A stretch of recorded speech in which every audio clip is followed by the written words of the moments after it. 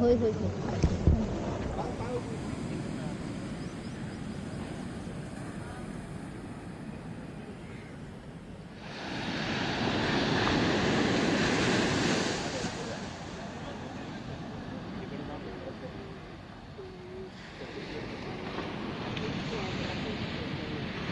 सर्वांना विनंती राहील कृपया स्थानाबद्ध व्हा. आल्यानंतर रजिस्टर करणं हे अत्यंत महत्त्वाचं आहे. नमस्कार मित्रांनो, नवीन व्हिडिओमध्ये पुन्हा एकदा स्वागत. आज आपण वांगणी बीचवर आलेलो आहोत, सिंधुदुर्ग जिल्ह्यातील वांगणी बीचवरती मागच्या वर्षीपासून कासव महोत्सव करण्यास सुरुवात केलेली आहे. अतिशय चांगला उपक्रम आहे हा. वन विभाग आणि जे लोकल्स म्हणजे त्या गावातले जे स्थानिक आहेत त्यांच्या एकत्रित विद्यमाने हा कार्यक्रम आयोजित करण्याची सुरुवात केली होती मागच्या वर्षी.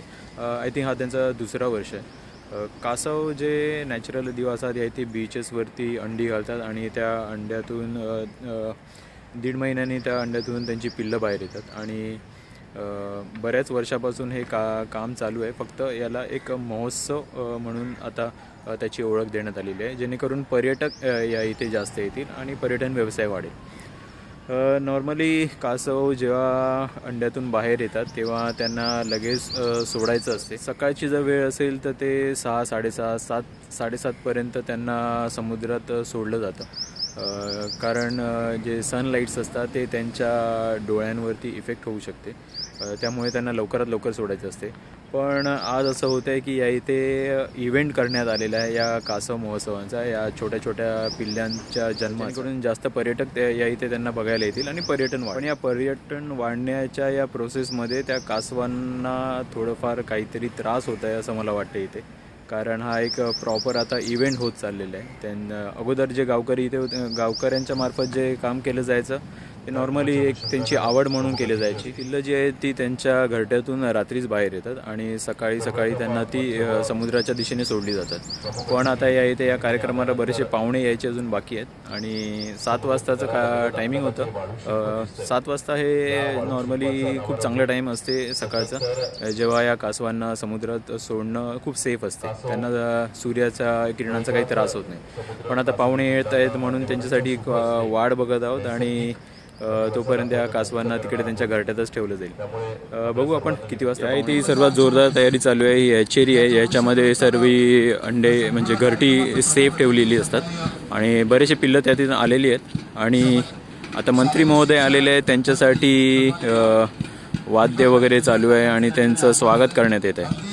ॲक्च्युली कासव जे अंडी घालण्यासाठी इथे येतात ते बीच साफ असल्यामुळे, तिकडे कोणतेही पॉल्युशन नसल्यामुळे येतात.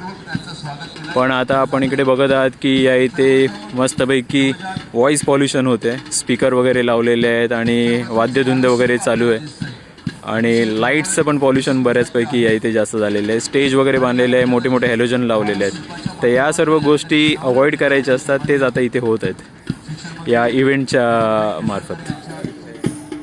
ही सर्व पिल्लं इथे बाहेर आली आहेत आणि घरी जाण्यासाठी वाट बघत आहोत. सर्व प्रमुख अतिथी यासोबतच सर्व कासव प्रेमीयांना विनंती राहील, आपण नवजात समुद्री कासवांच्या पिल्लांना मान्यवरांच्या शुभ असते त्यांच्या नैसर्गिक अधिवासात. हे सर्व मान्यवर, आता हे मान्यवर इथे आलेले आहेत आणि ते या कासवांना भेट देतील आणि त्यानंतर मग या कासवांना इथे समुद्रात सोडण्यात येईल. खूप खेदजनक गोष्ट आहे. अतिशय सुंदर आणि प्रसन्न करणारे हे वातावरण, आपल्या संपूर्ण कोकणाची शान म्हणून ओळखला जाणारा हा समुद्र किनारा, अथांग असा हा परिसर आणि या निमित्तानं संघानं त्या ठिकाणी उपस्थित आहात. सन्माननीय मंत्री महोदय दीपकभाई केसरकर,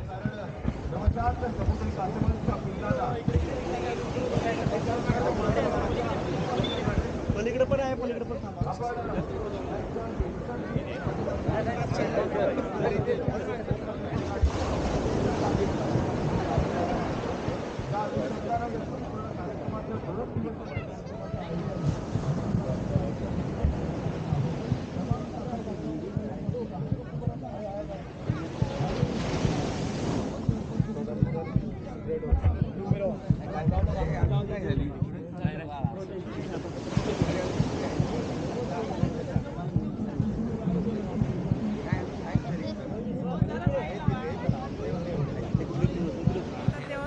येत नाही तर आहे एरवी जेव्हा बराच येतात कालावधी नाही, तेव्हा आपल्यासाठी आम्ही आहे लवकरच पुढचा सोडतो. संपूर्ण दिवसभराचा थोडी, सातत्याने दीपकबाईंनी सोडली कोकणासाठी आणि धडपडत थोडी आलेल्या आहेत. कोकणाच्या छोट्या छोट्या गोष्टी ते आता मालवणीतनं सोडली. मुख्यत्वे आपल्या समोर घेऊन येतात आलाय त्याबद्दल आपलं किंवा स्वागत तिथे आहे. आणि अभिनंदन. नॉर्मली आणि यानंतर सकाळचा आयडियल टाइम काय असते आपण सोडण्याचा? पुढची म्हणजे ते उन्हाच्या अगोदर सोडतात पण आता म्हणजे आता हे पाहुणे आले की सोडतात. पाहुण्यांसाठी आज थांबलेले. हां.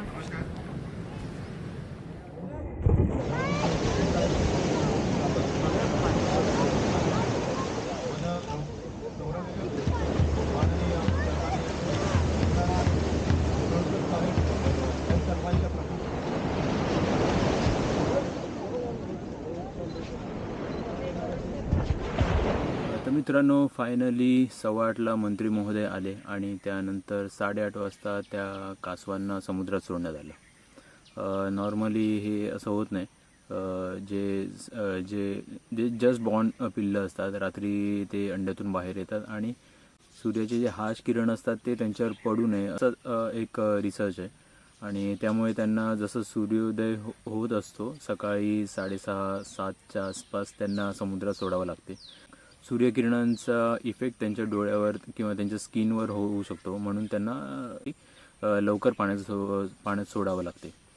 पण हे असं होत नव्हतं या इथे. या महोत्सवामध्ये बरेचसे प्रॉब्लेम्स झालेले, जसं की हे लेट तर सोडणं तर होतंच, पण मंत्री महोदय आल्याच्या नंतर त्या कासवांच्या पिल्लांना समुद्रात सोडलं. हे असं अलाउड नसते.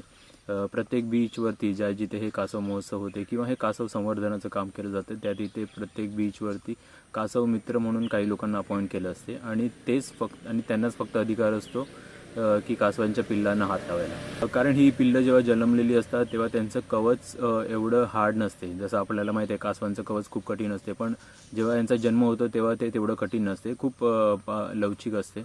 आपल्या हात लावल्याने त्यांचा आकार बदलू शकतो किंवा ते दबलं जाऊ शकते. ही सर्व जी ट्रेनिंग असते ती कासव मित्रांना दिली असते, त्यांना कसं हाताळावं वगैरे, आणि त्यांच्या व्यतिरिक्त कोणी हात लावू नये याची काळजी घ्यावी लागते. अशा ट्रेनिंग नसलेल्या लोकांनी जर त्यांना हाताळलं तर त्यांच्या जीवाला धोका होऊ शकतो. म्हणून पर्यटकांच्या सुद्धा हातात देऊ शकत नाही त्यांना. पण या इथे बरेचसे गोष्टी घडत होत्या. जसे की पर्यटक एकदम त्या कासवांच्या पिल्लांच्या जवळ जाऊन त्यांचे फोटो काढत होते. नॉर्मल त्यांचे जे जस्ट बॉर्न बेबीज आहेत, जशी आपली मांजराची पिल्लं असतात किंवा दुसऱ्या प्राण्यांची पिल्लं असतात, त्यांच्यावर पण जेव्हा ते नवीन जन्मलेले असतात लाईट्स वगैरे पडणे किंवा कॅमेऱ्याचे फ्लॅश वगैरे पडणे यांचा प्रॉब्लेम होऊ शकतो. तसंच यांचंसुद्धा आहे. त्यांनासुद्धा फोटोचे जर फ्लॅश वगैरे त्यांच्या डोळ्यांवर पडले तर त्यांना अंधत्व येऊ शकते. तर पण या इथे तसं नव्हतं. काळजी तशी घेतली जात नव्हती. लोक एकदम त्या कासवांच्या एकदम जवळ जाऊन त्यांचे फोटोज वगैरे काढत होते, फ्लॅश वगैरे चालू होते, बऱ्याचशा गोष्टी होत्या. त्यानंतर मंत्री महोदय यांनी कासवांची पिल्लं रिलीज केल्याच्या नंतर सुद्धा एक घरटं ठेवण्यात आलेलं, कारण एक यूट्यूबर त्या तिथे येणार होता आणि त्याच्या हस्ते या कासवांच्या पिल्लांना सोडण्यात येणार होतं. तर त्याला जवळजवळ अजून अर्धा तास गेला, म्हणजे 8:45-9च्या सुमारास ही जो तिसरं जे घरटं होतं त्यातली पिल्लं सोडण्यात आली. एक यूट्यूबर फक्त येणार होता यासाठी आणि त्याच्या हस्ते या पिल्लांना सोडण्याचा प्लॅन होता. तर असं हे डिले होत गेलं आणि अशा प्रकारे त्या कासवांच्या पिल्लांच्या जीवाशी एक खेळ खेळला जात होता असं मला वाटत होतं. इव्हेंट असावं असं नाही की इव्हेंट करू नये. पर्यटन वाढावं ही चांगलीच गोष्ट आहे. छोटंसं गाव आहे, त्यामध्ये पर्यटन वाढलं तर अजून त्यांना एक रोजगाराची संधी मिळते. पण या अशा गोष्टी, पण हे पर्यटन होते कशामुळे तर या कासवांच्या पिल्लामुळे. पण या कासवांच्या पिल्लांना जर धोका राहिला, नॉर्मली हे कन्झर्वेशनचं काम आपण करतोय कशाला, कारण त्या कासवांच्या पिल्लांना संवर्धन करायला, कासवांची पिल्लांची संख्या वाढण्यासाठी. पण मेन रिझन जे आहे या कासवांची संख्या वाढावी, हे रिझन कुठेतरी बाधित होते, कुठेतरी त्याला इफेक्ट पडतोय असं मला वाटते या कासव महोत्सवाच्या माध्यमातून. या कासव संवर्धनाची सुरुवात झालेली ती वेळास बीचपासून. मोहन उपाध्याय आपले चांगले परिचय आहेत, त्यांनी हे काम तेथे चालू केलं होतं.